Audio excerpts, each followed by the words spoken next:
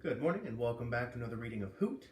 Last we left off, Roy's mother got a call that he was in the emergency room and she ran out the door in a hurry. We're going to figure out what happened today. We've got Diego lounging with a zebra. We're drinking out of a Yellowstone mug. Now, I know there hasn't been any zebra sightings in Yellowstone yet, but I look forward to the day when zebras migrate to Yellowstone. That would be fun.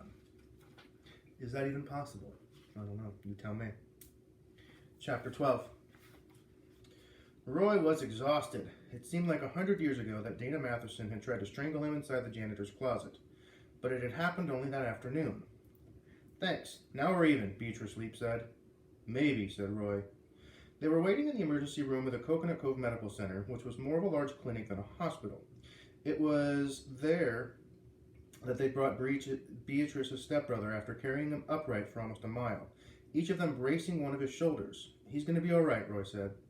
For a moment, he thought, Beatrice was about to cry. He reached over and squeezed her hand, which was noticeably larger than his own. He's a tough little cockroach, Beatrice said with a sniffle. He'll be okay. A woman dressed in baby blue scrubs and wearing a stethoscope approached him. She introduced herself as Dr. Gonzalez. Tell me exactly what happened to Roy, she said. Beatrice and the real Roy exchanged anxious glances. I knew it. So, what I was thinking yesterday when we were reading is they brought Mullet Fingers to the emergency room, but said his name was Roy because Roy has insurance, and then he wouldn't get caught. Mullet Fingers wouldn't be caught for being back in town. Let's read on and see. That's what it seems like so far. Her stepbrother had forbidden them from giving his name to the hospital, for fear that his mother would be notified. The boy got so agitated that Roy hadn't argued. When the emergency room clerk asked Beatrice for her stepbrother's name, address, and phone number, Roy impulsively had stepped forward and blurted out his own. It seemed like the quickest way to get Mullet Fingers into a hospital bed. Roy knew he was also getting himself into a lot of trouble. Beatrice Leap knew it too. That's why she had thanked him. My brother got bit by a dog, she told Dr. Gonzalez. Several, Roy added. What kind of dogs? The doctor asked. Big ones? How did it happen? Here Roy let Beatrice take over the story. She was more experienced at the fibbing to adults thing. They nailed him at soccer practice, she said. He came running home all chewed up, so we brought him here as fast as we could. Said Dr. Gonzalez with a slight frown. What, you don't believe me? Beatrice's indignation sounded genuine. Roy was impressed. But the doctor was cool one too. Oh, I believe your stepbrother was attacked by dogs, she said. I just don't believe it happened today. Beatrice stiffened. Roy knew he had to come up with something fast. The wounds on his arm aren't fresh, Dr. Gonzalez explained. Judging by how far the infection has progressed, I'd estimate he was bitten 18 to 24 hours ago. Beatrice looked flustered, and Roy didn't wait for her to recover. Yeah, 18 hours ago. That sounds about right, he said to the doctor. I don't understand. See, he passed out right after he got bit, Roy said. It wasn't until the next day he finally woke up, and that's when he came home running. Then Beatrice called me and asked if I'd get him to the hospital. Dr. Gonzalez fixed Roy with a stern gaze, though there was an edge of amusement in her voice. What's your name, son? Roy gulped. She caught him off guard. Tex, he answered weakly.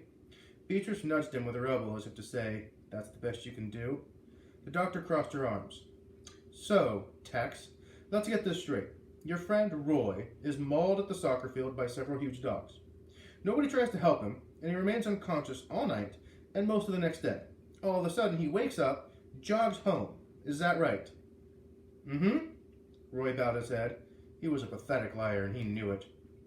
Dr. Gonzalez turned her steely attention to Beatrice. Why was it left for you to bring your stepbrother here? Where are your parents?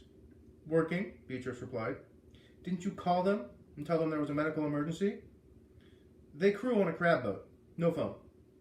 Not bad, Roy thought. The doctor, however, wasn't buying it. It's hard to understand, she said to Beatrice, how your stepbrother could go missing for so long and nobody in the family could get concerned enough to call the police. Well, sometimes he runs away from home, Beatrice said quietly, and he doesn't come back for a while. It was the closest thing to a true answer that she'd given, and ironically, it was the one that made Dr. Gonzalez back off. I'm going to check on Roy now, she told him. In the meantime, you two might want to polish up your story. How's he doing anyway? Beatrice asked. Better. He's got a tetanus shot, and now we're loading him with some antibiotics and pain medication. It's strong stuff, so he's pretty sleepy. Can we see him? Not right now. As soon as the doctor had gone, Roy and Beatrice hurried outside, where it was safer to talk. Roy sat down on the steps of the emergency room. Beatrice remained standing. This isn't going to work, cowgirl. Once they figure out he's not you, it's a problem, Roy agreed. The understatement of the year. And if Lana hears about this, you know he'll end up in juvenile detention, Beatrice said gloomily. Until she finds a new military school, that is. Probably someplace far off like Guam where he can't run away, because it's surrounded by water.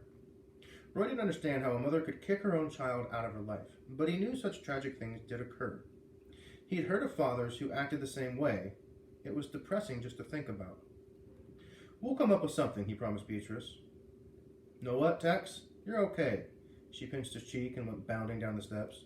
Hey, where you going? He called after her. Fix dinner for my dad. I do it every night. You're kidding, right? You're not really leaving me here alone. Sorry, Beatrice said. Dad'll freak out if I don't show up. He can't make toast without burning off his fingertips. Couldn't Lana cook his dinner? Just this one time? Nope. She tends bar at the Elks Lodge. Beatrice gave Roy a brisk little wave. I'll be back as soon as I can. Don't let him operate on nothing until my brother. Don't let him operate on nothing on my brother. Wait, Roy jumped to his feet. Tell me his real name. It's the least you can do after everything that's happened. Sorry, cowgirl, but I can't. I made him a blood promise a long time ago. Please? If he wants you to know, Beatrice said, he'll tell you himself. Then she ran off, her footsteps fading into the night. Roy trudged back into the emergency room. He knew his mother would be getting worried, so he asked the desk clerk if he could borrow the phone. It rang a half a dozen times on the other end before the Eberhardt's answering machine picked up. Roy left a message saying he'd be home as soon as he and Beatrice finished cleaning up the mess from the science project. Alone in the waiting room, Roy dug through a stack of magazines until he found an issue of Outdoor Life that had an article about fishing for cutthroat trout in the Rocky Mountains. The best thing about the story was the photographs. The anglers wading knee-deep in blue western rivers, lined with tall cottonwoods, rows of snowy mountains, crags visible in the distance. Roy was feeling pretty homesick for Montana when he heard the approach of a siren outside. He decided it was an excellent time to go find a Coke machine, even though he'd only had 2 dimes in his pocket. Truth was, Roy didn't want to be in the emergency room to see what the siren was all about. He wasn't prepared to see them wheel in somebody who'd been injured in a serious wreck, somebody who might even be dying. Other kids could be really curious about that kind of gory stuff, but not Roy. Once, when he was 7 years old, his family lived near Milwaukee. A hunter drove a snowmobile full speed into an old birch tree. The accident happened only 100 yards from a slope where Roy and his father were sledding. Mr. Eberhardt had ran up the hill to help, with Roy huffing close behind. When they'd reached the tree, they realized that there was nothing they could do. The dead man was soaked with blood, and he was twisted in really odd angles, kind of like a broken G.I. Joe doll. Roy knew he would never forget what he saw and never wanted to see anything like that again. Wow, that's a pretty tough story for a 7-year-old. Consequently, he had no intention of hanging around the emergency room for the arrival of a new emergency. So he slipped through a side door and wandered through the hospital for about 15 minutes until a nurse intercepted him. I think I'm lost, Roy said, doing his best to appear confused. You most definitely are. The nurse steered him down a back corridor to the emergency room where Roy was relieved to find no chaos or carnage. The place was quiet as he'd left it. Puzzled, Roy went to the window and checked outside. There was no ambulance in the delivery zone, only a Coconut Cove police cruiser. Maybe it was nothing, he thought, and returned to his magazine. Soon afterward, Roy heard voices from behind the double doors that led to the area where Mullet Fingers was being treated. A loud discussion was taking place in the patient ward, and Roy strained to make out what was being said. One voice in particular rose above the rest, and Roy was distressed to recognize it. He sat there in nervous misery, trying to decide what to do next. Then he heard another familiar voice, and he knew there was only one choice. He walked to the double doors and pushed them open. "Hi, Mom." "Hi, Dad," he shouted. "I'm right here." And there's a pause in the story.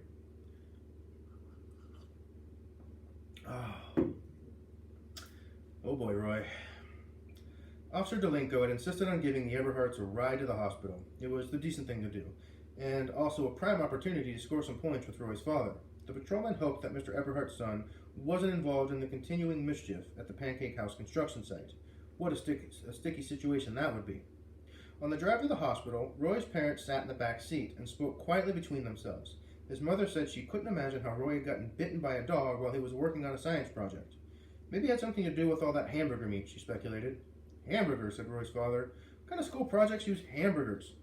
In the rearview mirror, Officer Dolinko could see Mr. Eberhardt put an arm around his wife's shoulders.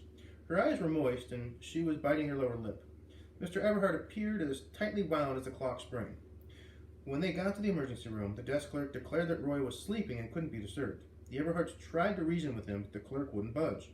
We're his parents, Mr. Eberhardt said evenly, and we intend on seeing him right away. Sir, I don't make the call, but I can call the supervisor. I don't care if you call the Wizard of Oz, said Mr. Eberhardt.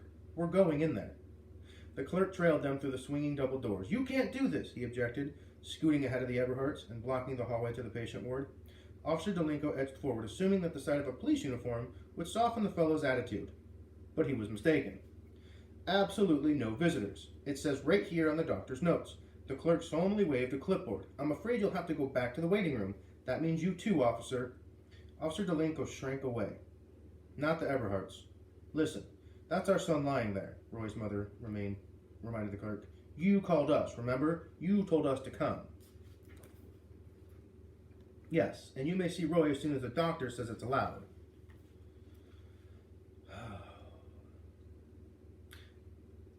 Then paged the doctor.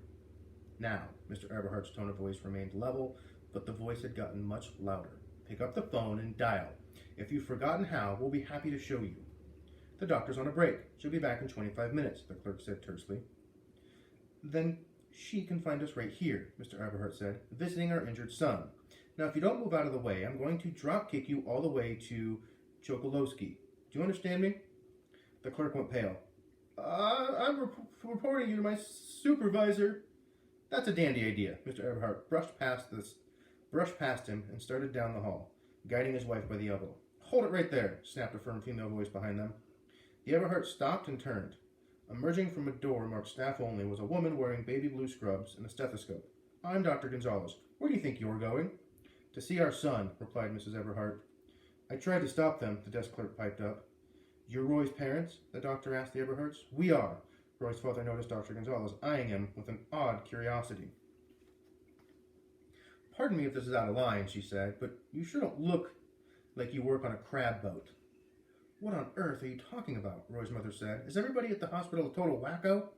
There must be some mistake, Officer Dolinko interjected. Mr. Eberhardt is a federal law enforcement agent. Dr. Gonzalez sighed. We'll sort this out later. Come on, let's go peeking on your boy. So here's why I think they were being so hostile towards the Eberhardts. Remember when Roy, Beatrice, and Mullet Fingers came in, and part of Beatrice's story to Dr. Gonzalez was that her brother ran away from home sometimes and nobody ever said anything about it. Oftentimes if someone's going to run away from home, they're running away because they're scared or something's happening. So I think the doctor was assuming that maybe the parents were at fault for something or for some reason that Mullet Fingers had ran away. So she wasn't going to let them see the kid until she knew that the kid was safe. Whole big mix-up. Just by telling a couple of lies, it seems like a lot of things are going on. But let's see where the story goes with this. The emergency patient ward had 6 beds, 5 of which were unoccupied. The 6th bed had a white privacy curtain drawn around it. We've got him on IV antibiotics, and he's doing pretty well, Dr. Gonzalez said in a low voice. But unless we find those dogs, he'll need a series of rabies injections, and those are no fun. The Eberhardts locked arms as they approached the enclosed bed. Officer Dolinko stood behind them, wondering what color shirt Roy would be wearing. In the patrolman's pocket was a bright green scrap of cloth that he had snagged on Mother Paula's fence. Don't be surprised if he's sleeping, the doctor whispered, gently pulling the curtain away. Nobody said a word for several moments. The 4 grown-ups just stood there, blank-faced, staring at the empty bed. From a metal rig hung a plastic bag of ginger-colored fluid, an intravenous tube disconnected and dangling to the floor. Finally, Mrs. Eberhardt gasped. Where's Roy? Dr. Gonzalez's arms flapped helplessly. I don't know. You don't know, Mr. Eberhardt erupted. 1 minute an injured boy is asleep in this bed, and the next minute he's vanished? Officer Dolinko stepped between Mr. Eberhardt and the doctor. The patrolman was afraid that Roy's father was upset enough to do something he might regret later. Where is our son? Mrs. Everhart demanded again. The doctor buzzed for a nurse and frantically started searching the emergency ward. But he was the only patient here, Mr. Everhart said angrily. How could you possibly lose the one and only patient you've got? What happened? Did aliens beam him up to their spaceship while you were on your coffee break? Roy, where are you? Cried Mrs. Everhart. She and Dr. Gonzalez began checking beneath the other 5 beds in the ward. Officer Dolinko whipped out his portable radio and said, I'm calling for backup. Just then, the double doors to the waiting room flew open. Mom, Dad, I'm right here. The Everharts practically smothered their son with a tandem hug. Little devil, chuckled Officer Dolinko, holstering his radio. He was pleased to see that Roy wasn't wearing a torn green t-shirt. Whoa, Dr. Gonzalez clapped her hands sharply. Everybody hold on a minute. The Everharts looked up quizzically. The doctor didn't seem especially overjoyed to have found their lost patient. That's Roy? She asked, pointing at their son. Of course it is. Who else would it be? Mrs. Everharts kissed the top of his head. Honey, you get back into that hospital bed right now. Not so fast, Mr. Everhart said. I'm not sure what's going on here, but I've got a feeling we owe the doctor an apology. Probably several apologies. He planted both his hands on Roy's shoulders. Let's see those dog bites, partner. Roy lowered his eyes. I didn't get bit, Dad. It wasn't me. Mrs. Everhart groaned. Okay, now I get it. I'm the crazy one, right? I'm the traveling loony bird? Folks, excuse me, but we've got a major problem, Dr. Gonzalez said. We still have a patient missing. Officer Dolinko was thoroughly confused. Once again, he reached for his radio in anticipation of calling headquarters. Before my brain explodes, said Mrs. Everhart, would somebody please explain what all this is about? Only one person can do that, Mr. Everhart gestured toward Roy, who suddenly wanted to crawl down a hole and hide. His father turned him around to face Dr. Gonzalez. Tex, she said, arching an eyebrow. Roy felt his face redden. I'm really sorry.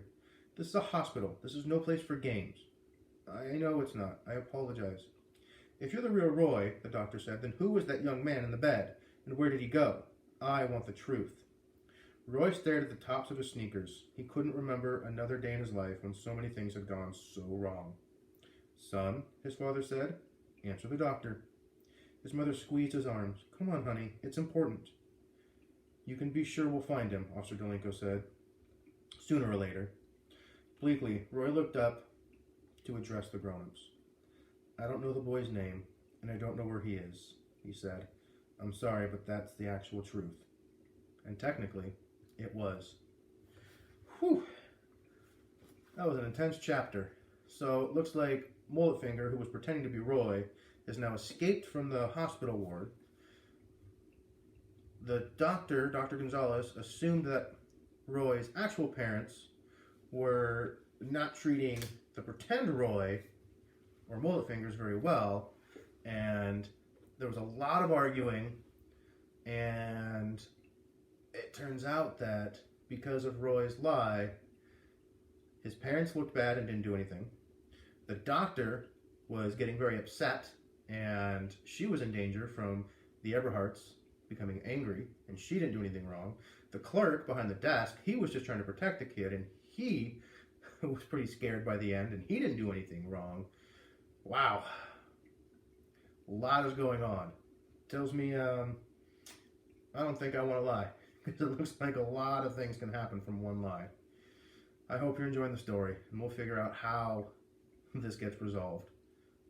Have a great day.